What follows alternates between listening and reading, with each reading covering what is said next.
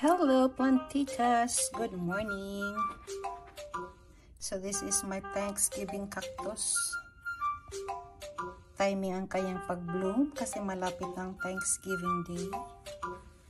Nagbo-bloom talaga to siya pag Thanksgiving dito sa amin. Thanksgiving is 3rd week of November. This is my Thanksgiving cactus na halos 5 years na yata. So I'll show you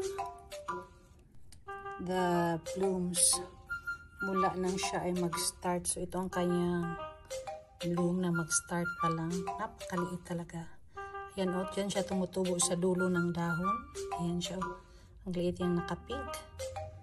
Tapos ayan, unti-unti siyang lumalaki. Ayan. Kita nyo. Ayan, lumalaki siya pa kunti-kunti.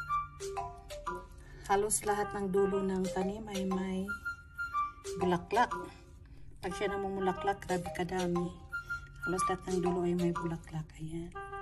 Tapos, ayan, mas malaki-laki na siya konti.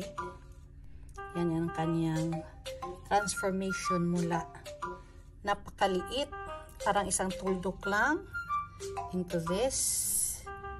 Ayan. Tingnan nyo, guys. So, paisa-isa siyang tumutubo.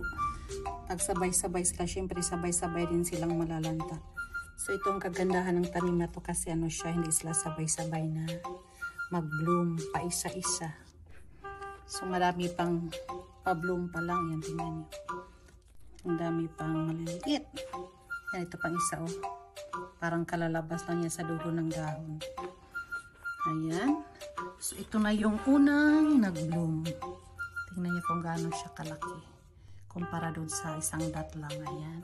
Second, na full bloom na. So, para siyang dalawang bulaklak. Ba't isa lang siya? Ayan o, diba ang ganda?